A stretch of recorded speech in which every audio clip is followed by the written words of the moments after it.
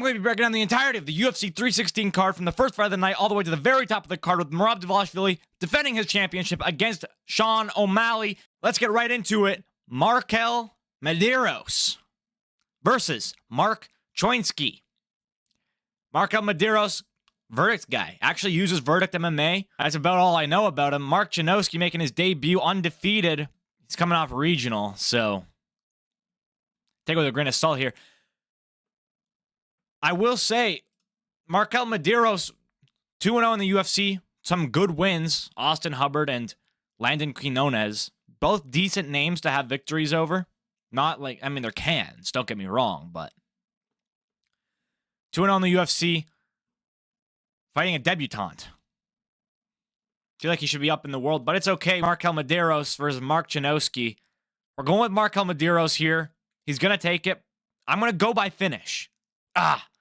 Yeah, no, decision because Mark Choinsky, he's going to have UFC jitters. He's also, he is undefeated. So I don't think he's going to get knocked out. I don't see him getting tapped out. I mean, I don't know the guy really. I'm not saying this like he has like crazy jits, but I'm going to give it to Markel Medeiros by decision. We continue.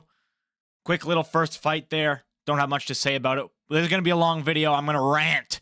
We're going to get mad in the Merab Dvalishvili Sean O'Malley fight. We're going to be angry. We'll continue to the next fight of the night. Quillan Salkilde versus Yanel Ashmouz. Oh my God. Second fight of the night, and it's heat. It's heat. The second fight of the night is a banger.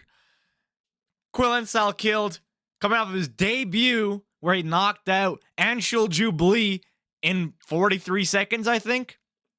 Then he smoked the India pack. Anshul Jubli, of course, one of two Indian UFC fighters. Got smoked. Said that he was better than Khabib, by the way. He said he had the tools to beat Khabib. Got smoked by Quillan Salkilde in 43 seconds. Knocked out cold. Grabbed the ref's leg and then complained to the referee that it was an early stoppage. It wasn't. You smacked your head off the ground. Get knocked out, idiot. Now Quillan Salkilde, after knocking out an Indian, is going to fight an Israeli in Yanel Ashmouz. Yanel Ashmouz knocked out Sam Patterson and his debut in the UFC. That's a great win to have. Sam Patterson is very good and very underrated. That said, I think he has probably moved up in weight class since then, I'm pretty sure. Or it was down, I forget. He moved in weight class since then. Also beat Trevor Peek. That's another good win. Trevor Peek. Minecraft Steve, pull up a pic. Second fight of the night. Quillan Salkilde, my boy, taking it home back to Australia. Oh my God, I'm such a big Quillan Salkilde fan. I have the GIF saved on Discord. That was so lame to say, but I do. Of him going like that, and he's smoking the fucking Indian pack. What a guy. What a guy, Quillan Salkilde. I got him taking it by knockout. I feel like that's a pretty easy choice on that one. We move to the next fight of the night. Ju Sang Yu versus Jekka Saragi. Ju Sang Yu making his UFC debut. Fought on regionals, didn't go on like road to UFC. He's undefeated though. 8-0, just like Mark Choinsky from earlier in the card. It should be a good fight. Jekka Saragi, he's an interesting watch. He got knocked out by Anshul Jubli though, which is not a good loss to have. He's not that good, to be honest. He's just not that good. I feel like he's fun to watch though. I remember this guy for some reason. I don't know why I remember Jekka Saragi, but he's in my mind for some fight. I forget what it was. I don't know. He last fought a year ago. I don't know why this guy's in my mind. I know the picture of him. I know what he looks like. I don't know why. We continue to the next fight of the night. Ariane Lipski or Ariane Da Silva. I don't on UFC.com. It's Ariane Da Silva. But I know she used to be Ariane Lipski, and on Tapology, she's Ariane Lipski da Silva, so I don't know. I'm going to say Ariane Lipski, because that's what I know her as. Versus Wang Kong. News about this fight. Ariane Lipski da Silva missed weight by 6 pounds. At the 125 women's flyweight limit, she missed weight by 6 pounds. I don't know what's going on there. I mean, she's made weight before, you know. She fights at 125. Coming off of 2 losses, one to Karine Silva and one to Jasmine Jasudavicius. Jasmine Jasudavicius, by the way, while we're here, next Canadian champion. Jasmine is so underrated, bro. She's kind of old, but other than that, but also, like, would she beat Valentina? No. But Valentina has to retire or fight Zhang Weili. Who else is there for Valentina to fight, and who else is there for Zhang Weili to fight? I know that there's the Chiwiwi fight, right? I'm going to put up pictures of all of these people so that we know what I'm talking about. There's the Chiwiwi fight. But I don't want to see that fight as much as I want to see Zhang move up and fight Valentina. And I think Jasmine is extremely good, extremely underrated. That's not what we're talking about. Anyways, Ariane Lipski's not that good. She beat JJ Aldrich, Casey O'Neill. You know? Lost to Montana De La Rosa. That's so bad. That one's so bad. That's such a bad loss to have. That's ages ago as well. 2021, she lost to Montana De La Rosa. She's grown since then. I know I'm judging her on a very old loss. We don't judge Islam on fucking, what's his name? Adriano Martins. I know ball, dude. I know ball. Anyways, Wang Kong, dude. So, obviously, I went off on a tangent there. Not much to say about Ariane Lipski. There's a lot to say about Wang Kong. All right, she's coming up. She has 2 fights in the UFC. Her first UFC fight is the fastest women's knockout in ever UFC history ever. I said ever too early in that sentence by accident. So it was 1 minute and 2 seconds. Also, I was wrong. She has 3 UFC fights. Looking at her topology, I do not remember the Bruna Brazil fight. Does anybody remember the Bruna Brazil fight? I remember her getting that crazy knockout, and then her next fight, she was like playing with her food too much. Went 3 rounds because she just refused to knock the girl out. Like, she had every opportunity to knock out her opponent. I don't even know the opponent's name. Some woman I've never seen or heard before. Has every opportunity to knock her out and decides not to because she wants to play with her food and show off how good her striking is. Gets clipped in the last round and gets tapped out by rear naked choke. Horrible. The Jonkler. I forgot to call her the Jonkler. It's the Jonkler, by the way. Wang Kong is the Jonkler. Pull up a pic. The Jonkler, making her return. Okay, and then after that, she beat Bruna Brazil, which I just don't remember. Bruna Brazil, a shame on the fighting nerd's name. I got Wang Kong taking this fight. Ariane Lipski's been on a skid recently. Wang Kong's so precise, so good on the feet. She's genuinely talented, genuinely skilled. Wang Kong, easy. Easy. And she has to get a knockout here because her hype train is currently dead. Her hype train is ended right now. She has to get a knockout here. Crazy, like an early knockout as well, Not a round 3, 2 seconds left knockout. I'm talking, well, actually, that would kind of go crazy, but not like a round 2, halfway through the round knockout. That's kind of like a weird TKO, like ground and pound. Like, even though Ariane Lipski wasn't that hurt, the ref has to just call it off because she's not intelligently defending herself. I'm talking like a flatline KO is what Wang Kong needs if she wants to do well in the UFC, because at this current moment, she won't. She played with her food too much.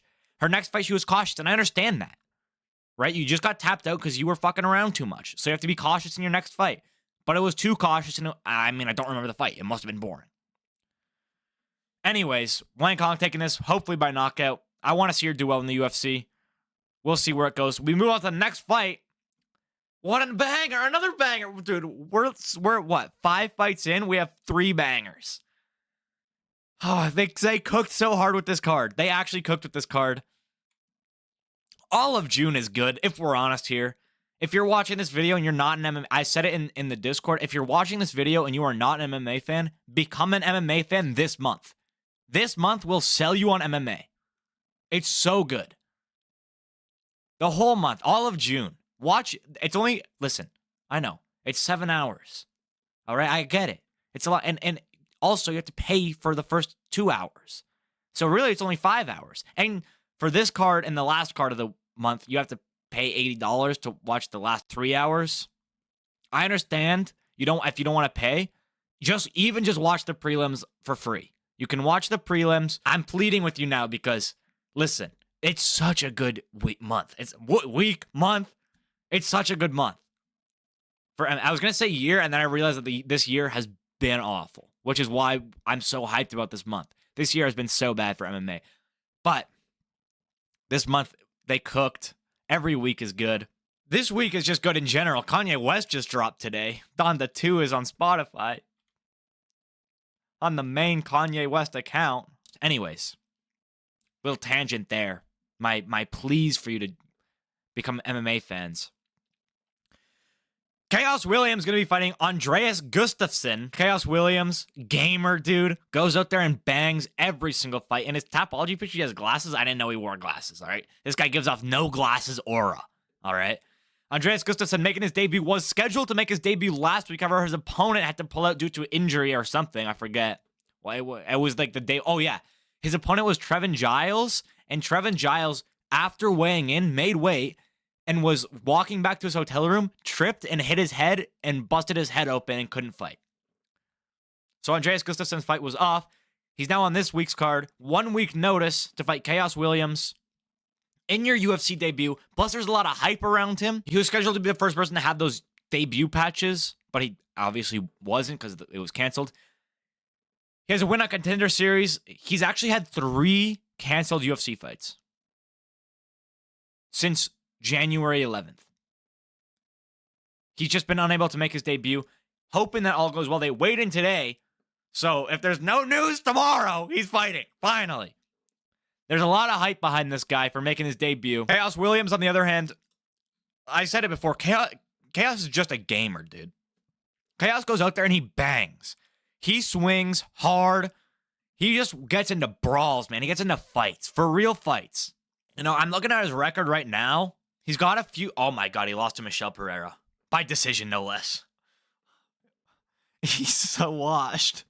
That was in 2020. Since then, Rolando Bedoya's a decent win, but a split decision.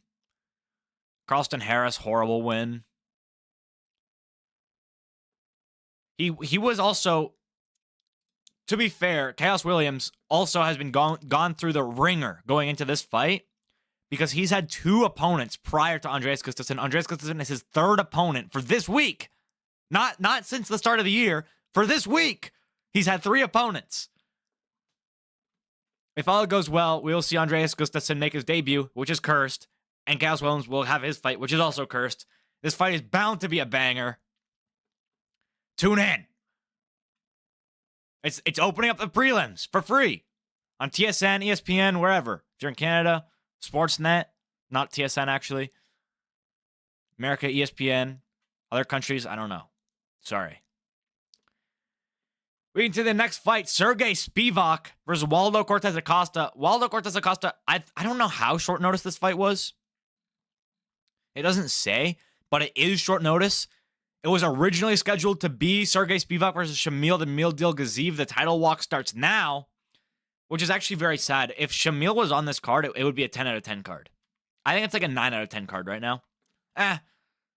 Yeah, 9 out of 10 card. 8 out of 10 card. If Shamil the Meal Deal was on this card, it'd be 10 out of 10. It would just be 10. I mean, he makes any card a 10 out of 10, all right? Anyways, Sergey Spivak, the polar bear, dude. This guy, Sergey Spivak, he mauls people, bro. I love Sergey Spivak. I think he lost his last fight to Jailton Almeida. It was pathetic. It was a really bad showing from him. It was a very horrible showing from him. However, I mean, you look at his other wins, a Marcin Tybura win is pretty good. And a Derek Lewis win is very good. The rest of them aren't. Although his losses are way better than his wins. Right? I lost to Tom Aspinall is a good loss. Lost to Cyril Gahn. I mean, it is a good loss to have, if we're honest. Cyril Gahn, scammer. That's whatever. And lost to Jailton Almeida, another very good loss to have. Sergey Spivak, I think he mauls Waldo Cortez Acosta. I think Sergey Spivak is the bridge between low-level heavyweights and high-level heavyweights. He's right in between. You know, he's not beating these elite guys in a Jailton Almeida who's like genuinely a good fighter, not a taxi driver, and the guys who are taxi drivers. He's the perfect in between. Waldo Cortez Acosta, taxi driver. He just is. I mean, he's not horrible. He's not like, he doesn't gas or anything. I shouldn't even say that. I feel like his last fight was bad. I know he gets knockouts. Oh, his last fight was the Ryan Spann fight. I didn't watch that. Because that was on the fucking, Delize card. I didn't watch that fight. Yo, he clipped Ryan Spann bad, dude.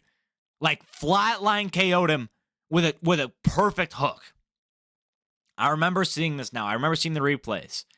He slept Ryan Spann, and Ryan Spann was very good at light heavyweight. He was moving up in weight class. His first fight, I think it was his first fight at heavyweight, maybe his second. I was really hyped. I thought Ryan Spann would do well at heavyweight because of how untalented they are.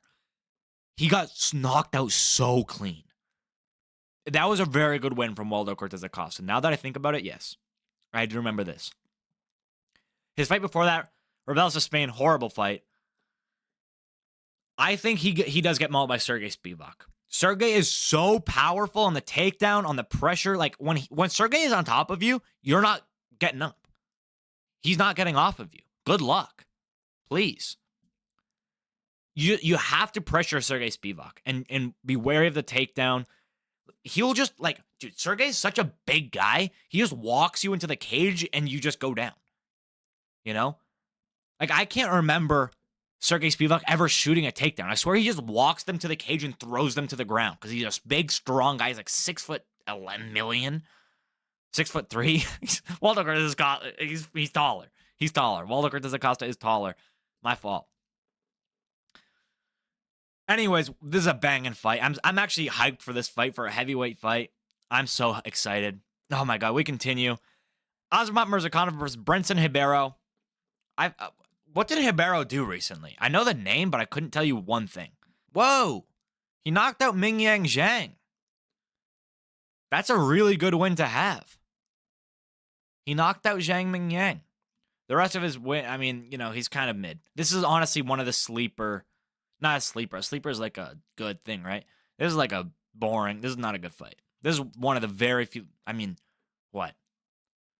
I mean, even the Marco Medeiros fight, Jeka Sarige, that's not even close. Not even close. I think this is the worst fight on the card, if I'm honest. Azamat Murzakanov, undefeated. Kind of, beat Alonzo Menefield. Congrats. Honestly, the Dustin Jacoby win in 2025 is aging extremely well. He beat him in 2023, but I'm saying for him to have beat him, and now we're in 2025, and in 2025, that is a good win to have. Anyways, dude, Murzakanov keeps getting canceled fights with really good competition, and then he fights Brendan Ribeiro. Brenson Ribeiro. I mean, I really don't know Brenson Ribeiro. I know the name. He fought not that long ago either. Fought on March 15th. Oh, that was also the Delize fight. Fought before that. Oh, he fought on the Moreno Albazi card. That's Kyle Machado. I don't remember that fight at all. Guy's probably kind of boring, maybe a little bit. Whatever. I don't think I've been giving my picks, by the way. I feel like I forgot to give picks.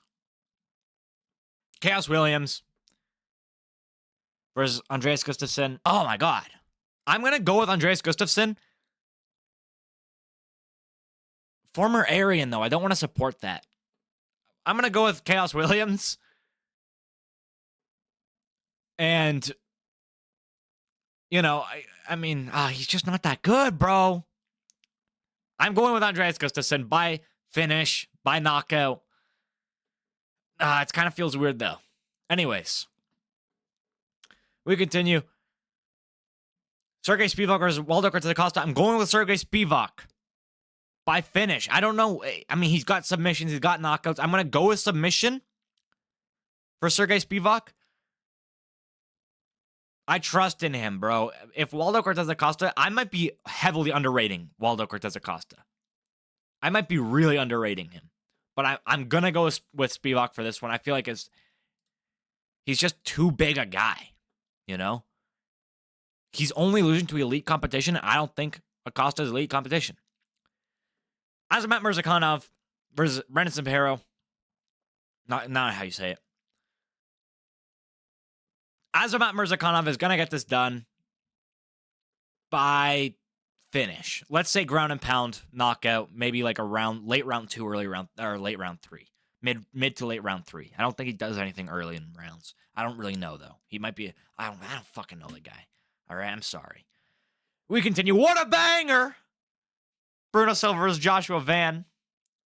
Bruno Silva kind of gets beat up a lot. You know? He just got beat up really bad by Manel Kape. He's good, though. He throws. He's got good pressure, good combos. Yo, flyweight is such a fun weight class to watch, man.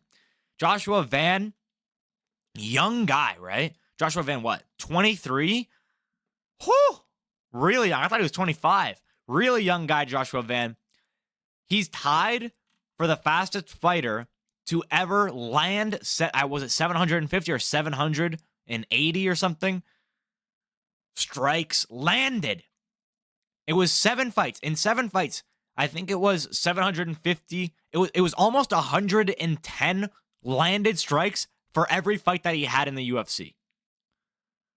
He's so good. He got chinned really bad. Like, I'm kind of scared for his future as a guy with his brain because he got knocked out really bad a few fights ago. Not his last fight. His last fight, he won. Yeah, the Charles Johnson fight, he got slept bad. Since then, he's only been on decisions, but before that, he had a ground and pound victory, rear naked choke, punches, you know. I mean, this guy is very good. That was his first loss as well. The Charles Johnson, oh no, sorry. He has one more loss on regionals. That was his first UFC loss, the Charles Johnson fight. He's been a little bit more timid since then, but he's still extremely good. First, he's the quickest man to ever hit 750 strikes as well. He's tied with Joanna Wojciech for the straw weight, so he's so good. He's a big favorite going into this fight, and I understand it. Bruno Silva, I think this is for a ranking. Bruno Silva is ranked, I think, in the top 10. Or top 15, I mean. I think this is for his ranking. Joshua Van, dude, he's so good, bro. He's such a, like, casuals don't know him. You know, if you want to flex that you're ball, MMA ball, bring up Joshua Van at the event. Bring up Joshua Van at the, what's the word? Venue. That's not it either. Who cares? Joshua Van, sleeper pick, dude. Not like a, he's obviously going to win, but I just mean a lot of people don't know him. Joshua Van, by knockout. Bruno Silva's got a good chin on him, though. Joshua Van by decision. This should be a bang. If this fight's boring, I'll do a $1,000. No, that's a lot. I'll do a $50 giveaway. I don't want to give away $100. That's a lot too. Vicente Luque versus Kevin Holland. I will say this might actually be one of the worst fights, which is crazy because I like Kevin Holland. I mean, not as a guy, but as a fighter, I like Kevin Holland. The whole 45-70 Rampage Jackson situation gets under, he's just weird about it. I mean, he's trying to big dick Rampage. Oh, you don't know what a 45-70 is? A real man would know what a 45-70 is. And then whenever you're asked about it, you're dickhead to the reporter. He's got a weird ego thing. It's whatever. He can be his own guy. It's kind of, it rubs me the wrong way. But in the ring, in the octagon, Kevin Holland's a good fighter. He's fun to watch. He's fighting Vicente Luque at 170. 170, Kevin Holland is very good. He just beat Gunnar Nelson. I thought Gunnar Nelson was taking that fight. Going into it, I thought he was taking that easily. And he manhandled Gunnar Nelson. Pull up that funny picture from it, though. Now he's fighting Vicente Luque. Luque, I swear, hasn't been back since that really crazy, weird finish. Oh, no, he has. Oh, he beat Themba Garimbo in 52 seconds. Oh, I remember that. I remember that because it was so fast. Like, they had just gone to the ground, And then Themba Gorimbo was unconscious. I think that's the guy that The Rock gave a house to, by the way, Themba Gorimbo. So, and good try though, The Rock. Anyways, he had a really weird finish against Joaquin Buckley, where he looked like he just gave up as soon as the fight started. He shouldn't have even been out there, I think. He got hit with like one thing, got knocked down, and then he was just out. Like not unconscious out. Like he was just like covering up, not attempting to move or anything, just getting beat on until the referee stepped in, inevitably, because he wasn't intelligently defending. It was weird. Got a really good finish over Themba Gorimbo, though. Now it's sparked my memory. Kevin Holland, very good. I'm going to give it to Kevin Holland. I feel like this is a very easy pick. I'm going to give it to Kevin Holland. I'm going to say decision. But if Vicente Luque is anything like he was in the Joaquin Buckley fight, he's going to get tagged one time and then just give up immediately. I don't know why he did that. He's kind of washed. He should retire, I think. We continue. We're on to the main card now. Mario Bautista is opening it up. How did they? Oh, no, never mind. I apologize. The Kevin Holland fight is opening up the main card. Mario Bautista is the second fight. Patchy Mix might leave this man unconscious. Patchy Mix, a lot of people are saying is very good. I've spoken about it before. I spoke about it when this fight was announced a few weeks ago. I don't know Patchy Mix because I don't even know where to watch Bellator. He's taking on Mario Bautista. Mario Bautista, extremely boring. It's sad. Robbed the fuck out of Aldo, and everybody hates him because of it. He's a bitch, man. He just held Aldo up against the cage, bro. He's a hoe, for real. And then he calls out he called out Henry Cejudo, and Henry was like, "Are you going to be boring?" And he was like, "I got to win." It's not about that, bro, because I feel like they're failing to understand. All these guys, like Bilal, Merab, they're always like, "I have an 18-fight win streak. Give me a title shot." Bro, you're boring. They don't want to give you a title shot because you're boring. That's why guys who are exciting get fast-tracked to the title. That's why Jean Silva is getting fast-tracked to the title. I don't think he's not getting a title shot next, but he's getting fast-tracked. Right? They're not fast-tracking a Bilal Muhammad to the title. I'm still angry about Bilal Muhammad even becoming champion. Anyways, Mario Bautista, you're not getting a championship because you're boring. I'm going to give it to Patchy Mix. I've seen a lot. I might be getting propaganda in my brain. Because all the propaganda is pro-Patchy Mix going into this fight. I might be getting, maybe I'm horribly wrong. And I hope not. We'll see. Whatever. Patchy Mix taking it. Probably by decision. He says he can submit anybody on the planet Earth. He's got a lot of guillotines. Holy shit, he's got a lot of guillotines. Watch for that guillotine on the cage hugging. He's gonna hug him against the cage, sniff his balls. He's gonna jump a gi. He's gonna jump a gilly. We continue the next fight. Kelvin Gastelum versus Joe Bodycam Off Pfeiffer. Not his actual nickname, but he does look like a cop that would do that. This was scheduled a while ago, a few fight nights ago, maybe a couple months ago. I think Joe Pfeiffer got sick. I'm pretty sure that Joe Pfeiffer got sick. Kelvin Gastelum then ate an entire extra large pizza after hearing the news that his fight was off. In reality, it's a good fight. It's a good fight. Kelvin Gastelum's kind of not that good. He's just kind of not that good. Joe Pfeiffer likes to whine. I always mix up Joe Pfeiffer and Bo Nickel. I'm pretty sure it's Joe Pfeiffer who likes to whine. Joe Body Bags Pfeiffer. Body Bags with a Z, no less. Anyways. I mean, he's good. Oh, that Marc-Andre Barriault fight was so sad. As a Canadian, that fight was so sad. Round 1, minute 25, flat line, like slept him bad. Before that, he lost to Jack Hermanson. Jack is very good. I saw a meme a while ago about Jack Hermanson being released from containment to destroy a prospect and then getting put back. And that's so true. That's all he does. He comes out there, destroys some up-and-comer, and then doesn't fight for a year and a half. It's so weird. And then he doesn't, I don't know. He's not doing interviews. That's his sole purpose in life, is to ruin the name value of prospects. Kevin Gastelum almost finished Izzy. Almost finished prime Izzy, even. 2019 Izzy was seconds from knocking him out cold. He needed one more hook, one more overhand, anything to land clean on Izzy, and it would have, because he was hurt bad. And instead, he decides to shoot for a takedown like a frickin' idiot. That fight was also just recently inducted into the Hall of Fame. Kevin Gastelum beat D-Rod recently. D-Rod's so inconsistent, man. Whatever.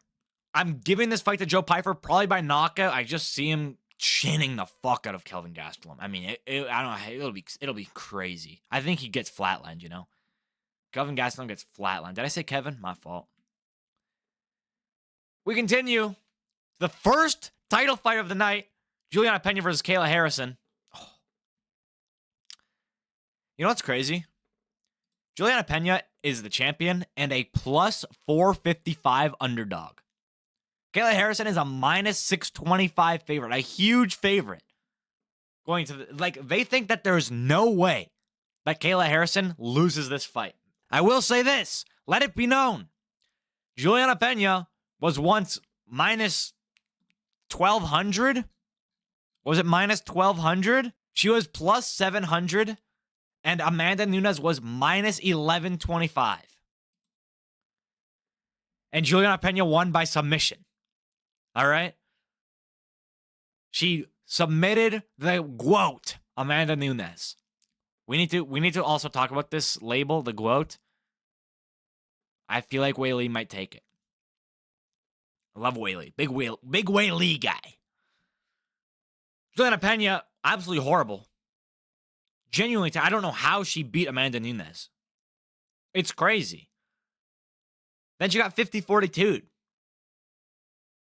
I don't know how she ever beat Amanda Nunes. Went on, just lost to Raquel Pennington. She's actually coming off of a loss. She's currently the champion because they gifted her a win because Raquel does not sell, right? Raquel Pennington is not selling a fight. Julliana Pena at least can sell. She says some whack-ass shit, but I think it's just to sell the fight.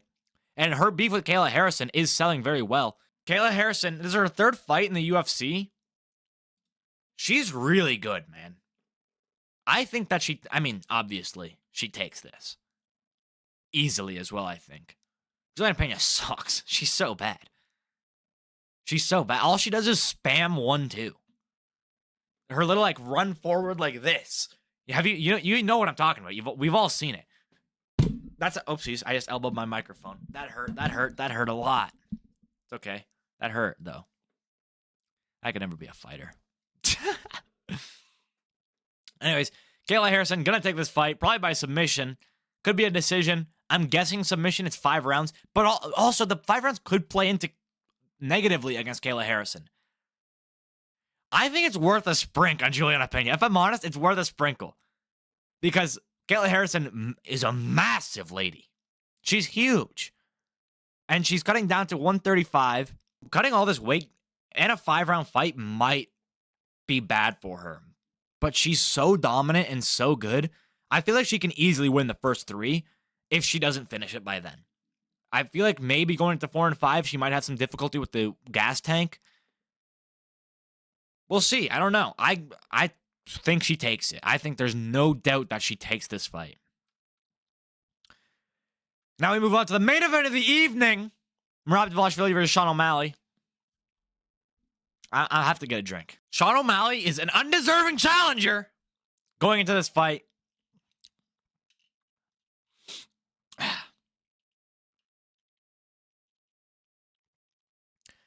I am going to get mad. Listen. Merab Dvalishvili is extremely good. He is extreme. I don't even understand how people are saying, oh, Sean O'Malley, all he needs is 1. All he needs is 1? Who did he need 1 against? Tell me one person that he needed one against. Chris Moutinho. It didn't even look like he threw a punch. I just had this argument yesterday in a group chat that I'm in, and that was their argument. He knocked out Chris Moutinho, and it didn't even look like he threw a punch. Chris Moutinho is not Merab Dvalishvili. Chris Moutinho sucks. Chris Moutinho is getting fed to Malcolm Wellmaker next week. He just got re-signed to get fed. Chris Moutinho is not known for having a granite, unbreakable chin. What are you talking about? Chris Moutinho. Guys. O'Malley knocked out Chris Moutinho. He's a marauder.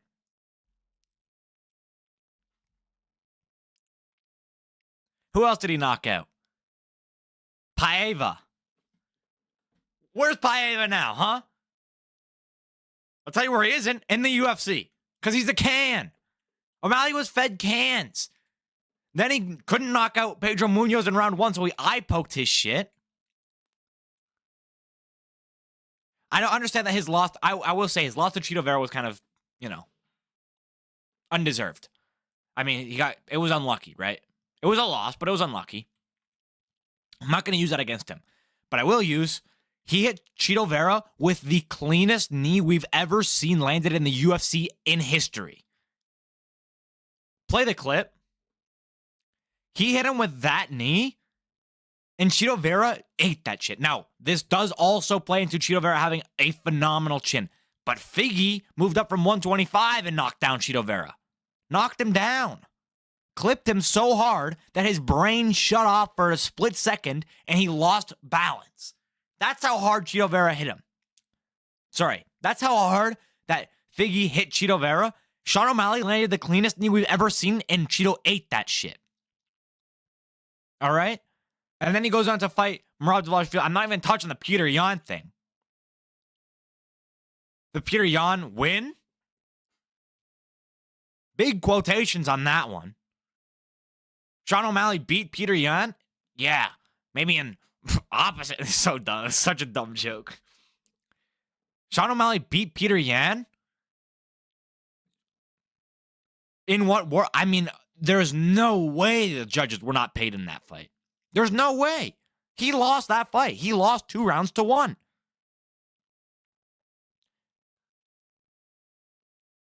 He lost 2 rounds to 1. He did not beat Peter Yan.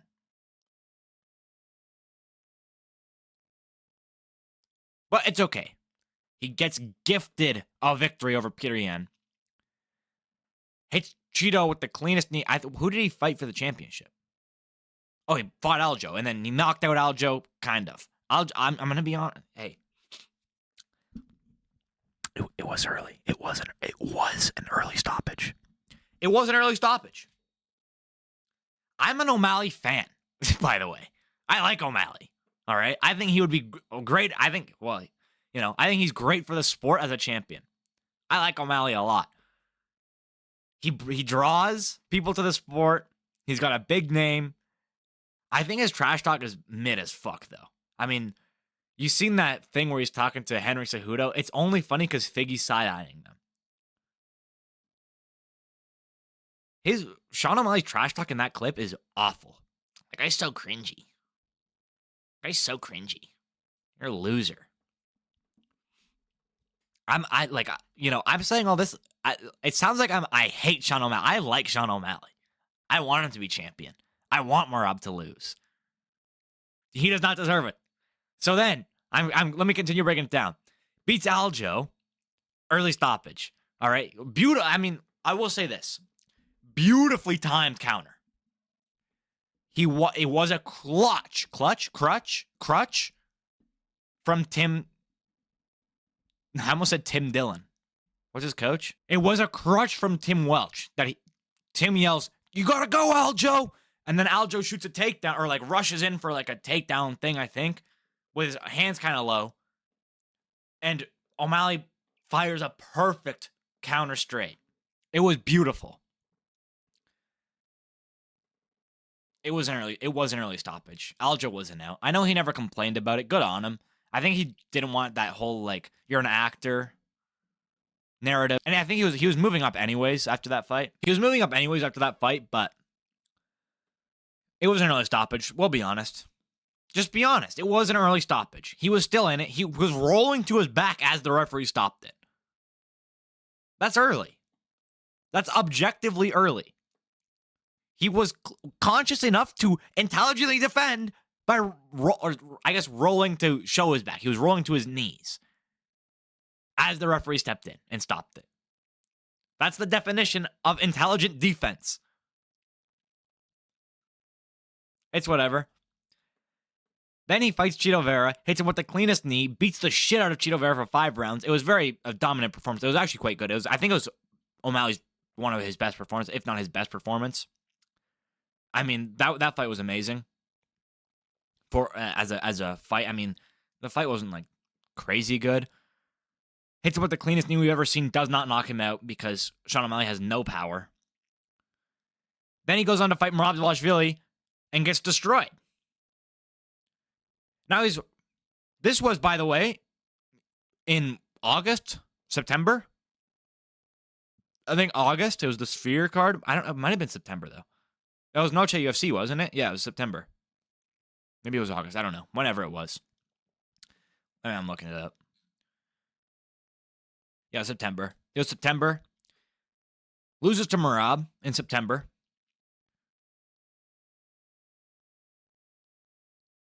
Doesn't fight. Merab goes on, defends against Umar, dominates Umar beautifully. I mean, that was, oh my God. Yo, that fight gave me hope that Merab can be fun. Because before this, I've hated Merab. He's so boring. I didn't watch the O'Malley. I'm going to be honest. I didn't watch the UFC Noche card at the Sphere. I didn't watch Dvalishvili versus O'Malley at all. I've never seen that fight in my life. I was busy that night. But I didn't like Merab going into it because Merab is extremely boring. And I didn't like Merab going into the Umar fight because Merab is extremely boring. I don't know. I was 50-50 on Merab versus Umar. I mean, I think I probably picked Umar because I just don't like Merab. But Merab crushed him. And Merab proved that he's actually decently fun as a fighter. Now Sean O'Malley still hasn't fought since September. Now he gets a rematch. He defended one time, and he gets an immediate rematch. How is that fair? Petr Yan didn't get an immediate rematch. Petr Yan has to fight Marcus McGee now. Petr Yan, who just beat Figueiredo, has to fight number 13 ranked Marcus McGee instead of the champion Merab Dvalishvili.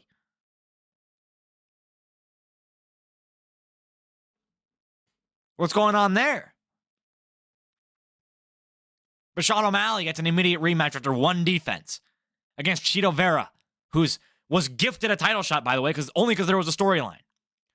Only because he wanted to redeem his loss. That's the only reason Chito Vera got a title shot for that fight. Chito Vera, by the way, was originally scheduled to fight Mario Bautista. Pechimik stepped in on short notice because Chito got hurt. Probably I shouldn't say that. There's the video of Chito pulling out the shotgun from his truck, and it made me laugh. It was funny. Anyways, Sean O'Malley is going to lose this fight. Merab Dvalishvili is extremely dominant and extremely good. He's only getting better as well. And after this, Sean only needs one rhetoric. I hate it. Merab Dvalishvili is arguably the greatest bantamweight of all time, and he has one defense, by the way. He has the same amount of defenses as Sean O'Malley, but he's arguably the GOAT because he beat everybody coming up. He beat everybody.